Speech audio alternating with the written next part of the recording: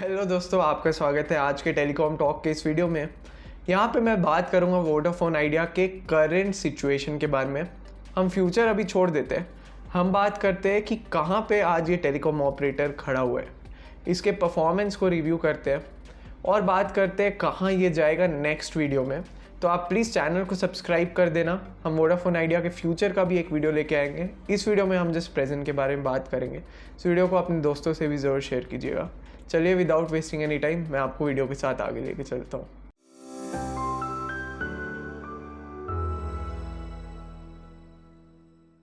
दोस्तों, Vodafone idea का story ना बहुत ही क्यूरियस है, even from the stand point of global market. Vodafone idea actual में उतना बुरा टेलीकॉम ऑपरेटर है नहीं जितना उसका सिचुएशन है इस वक्त पे। सो अगर हमें पॉइंट करना है किसी एक पर्टिकुलर रीज़न पे तो हम ऐसा तो नहीं कर सकते, बट जी हाँ, यहाँ पे बहुत सारे ऐसे रीजंस हैं जिसके वजह से वोडाफोन आइडिया इस पोजीशन में है जहाँ पे वो आज खड़ा है।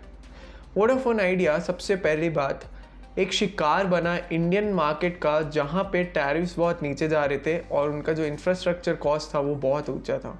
रिलायंस जियो के आने के बाद से टैरिफ्स बहुत नीचे हो गए थे और यहाँ पे वोडाफोन और आइडिया जो दो इंडिपेंडेंट कंपनीज थी उनको एक्चुअल में सर्वाइव करने के लिए मर्ज करने का डिसीजन लेना पड़ा, which was a good decision at that point of time कि हाँ हमें सर्वाइव करना है। बट आज के दिन ये डिसीजन उतना हेल्दी नहीं लगता। बट अगेन इसका कोई अल्टरनेटिव चॉइस था नहीं कंपनीज के पास। मैं आपको एक बात बताता हूँ, चालू करता हूँ मैं रेवेन्यू मार्केट शेयर से। Q4 FY23 के रिजल्ट सारे ही टेलीकॉम ऑपरेटर्स ने दे दिए। जो Q4 था FY23 का, उसमें अगर हम रेवेन्यू मार्केट शेयर की बात करें तो प्राइवेट टेलीकॉम ऑपरेटर्स में रिलायंस जियो वॉज एट द हाईएस्ट, जो कि होना ही था 41% में, और भारती एयरटेल था सेकेंड पोजीशन में विथ अराउंड 36-37%। बट यहाँ पे थर्ड पोजीशन में Vodafone idea actually had just around 16% market share. तो ये तो बहुत ज़्यादा कम है। और अगर हम BSNL की बात करते तो it has somewhere around 7 to 8%। Vodafone idea के पीछे होने का इतना रीज़न क्या है? The Telco provides great offers. Of course उनका जो पोस्टपेड सर्विस है is actually the largest in India. Telecom operators में अगर हम आते हैं तो ना तो भारती एयरटेल ना तो रिलायंस जियो कंपेयर कर सकते हैं पोस्टपेड सब्सक्राइबर बेस है वोडाफोन आइडिया के। बट जहाँ पे प्रीपेड सब्सक्राइबर्स की बात आती है वहाँ पे वोडाफोन आइडिया एक्चुअल में बहुत पीछे हो जाता है। और वोडाफोन आइडिया के जो 4G सब्सक्राइबर्स है ना, वो तो अभी इस वक्त पे करेंटली है अराउंड 121-122 मिलियन 4G सब्सक्राइबर्स। और अगर हम इसको कंपेयर करें भारती एयरटेल रिलायंस जियो से, तो भारती एयरटेल के पास 200 मिलियन से ज़्यादा है और रिलायंस जियो के पास एक्चुअल में 400 मिलियन से ज़्यादा एक्टिव 4G सब्सक्राइबर्स हैं। तो ये एक्चुअल में एक बहुत बड़ा डिफरेंस क्रिएट करता है वोडाफोन आइडिया के लिए। वोडाफोन आइडिया के पास 4G सब्सक्राइबर्स क्यों नहीं आ रहे, इसके भी बहुत सारे रीजंस हैं। बट इस वक्त पे हम चालू किए रिवेन्यू मार्केट शेयर से, तो उस ट्रैक से हम आगे बढ़ेंगे। Revenue market share Vodafone idea के पास है नहीं, इसका मतलब उनके पास रिवेन्यूज़ अच्छे हो नहीं रहे। और यहाँ पे जो cost of setting up networks है, इन्वेस्टमेंट्स है, जो सैलरीज पे करना है, ये बहुत ज़्यादा है। मतलब आप अगर कॉस्ट निकालेंगे तो बहुत ज़्यादा होता है। तो ड्यूज़ है, तो वोडाफोन आइडिया के जो ड्यूज़ है FY26 में, जो भी डिफर्ड ड्यूज़ हैं जो गवर्नमेंट ने बोला आप बाद में दीजिएगा हमें, वो एक्चुअल में पेबल हो जाएंगे। तो FY26 में वोडाफोन आइडिया को चाहिए होगा हाथ में खूब सारा कैश। अभी ये फ्यूचर की बात हो जाती है, बट इस प्रेजेंट में वोडाफोन आइडिया क्या कर रहा है, उसको चैलेंज को एड्रेस करने के लिए वो ट्राई कर रहे हैं फंड रेज करने का। बट यहाँ पे फंड रेज बहुत टाइम से हो ही नहीं पाया दोस्तों। अगर हम देखें तो पिछले कुछ सालों से हम जस्ट ये सुनते आ रहे हैं कि वोडाफोन आइडिया के बोर्ड ने बोला कि हाँ हमने अप्रूव कर दिया एक X amount of fund raise, फिर उसके बाद दोबारा ऐसा एक न्यूज़ आया, बट यहाँ पे कुछ हो नहीं रहा है। फंड रेज के बिना वोडाफोन आइडिया का जो नेटवर्क परफॉर्मेंस है वो अच्छा नहीं होने वाला है। फंड रेज के बिना एक और चीज़ है जो बहुत मुश्किल है वोडाफोन आइडिया को करना, जो कि है 5G लॉन्च। 5G लॉन्च नहीं होगा तो वोडाफोन आइडिया के पास जो नए कस्टमर्स हैं ना, वो फ्लॉक करके आएंगे नहीं। वोडाफोन आइडिया के कस्टमर्स इंस्टेड चले जाएंगे भारती एयरटेल और रिलायंस जियो के पास, जो कि अनलिमिटेड 5G डेटा ऑफर दे रहे हैं। अभी आपको एक चीज़ बताता हूँ, भारती एयरटेल के यूज़र बेस में से अप्रॉक्सीमेटली जो टोटल यूज़र बेस है वो अराउंड जस्ट 13 या 14% ऑफ द टाइम अपना 5G से कनेक्टेड है।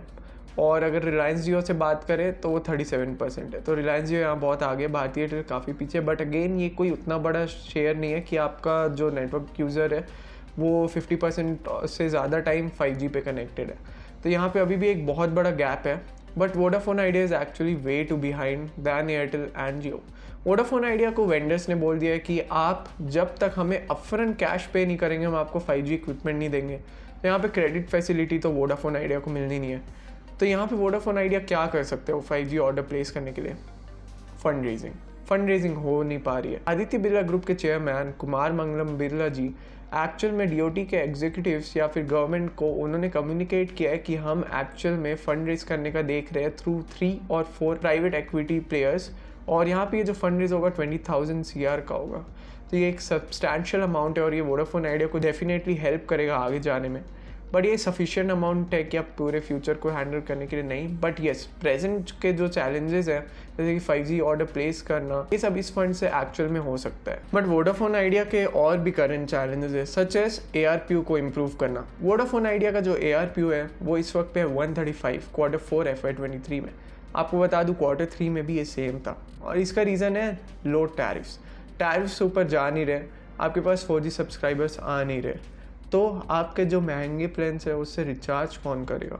तो यहाँ पे आपको 4G सब्सक्राइबर्स ऐड करना है वोडाफोन आइडिया, और साथ में टैरिफ्स ऊपर करना है। बट टैरिफ्स मुझे नहीं लगता इन द नियर टर्म ऊपर जाने वाले, क्योंकि जनरल इलेक्शंस आने वाले हैं। इस वक्त पे अगर हम बात करें तो Vodafone idea actually needs 5G, even though उसका जो यूज़ केस है वो बहुत कम है, बट कंज्यूमर्स को चाहिए 5G। उनको चाहिए यार, एक ब्रॉड सेंस में अगर आप मार्केटिंग प्ले करना चाहते तो आपको 5G चाहिए, क्योंकि आपके कॉम्पिटिटर्स मार्केट कर रहे हैं अपने 5G को, and that will have an impact and it is having an impact.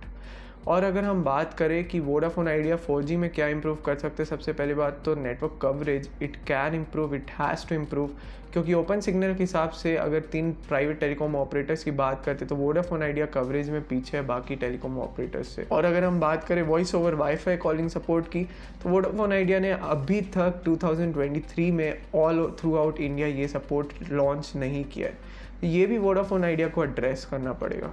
इस वीडियो में इतना ही दोस्तों, मिलते हैं नेक्स्ट टाइम। मैं आपके थॉट ज़रूर जानना चाहूँगा कमेंट सेक्शन में। प्लीज़ चैनल को सब्सक्राइब कर देना अगर नहीं किया है, और इस वीडियो को अपने दोस्तों से ज़रूर शेयर कीजिए। Bye bye.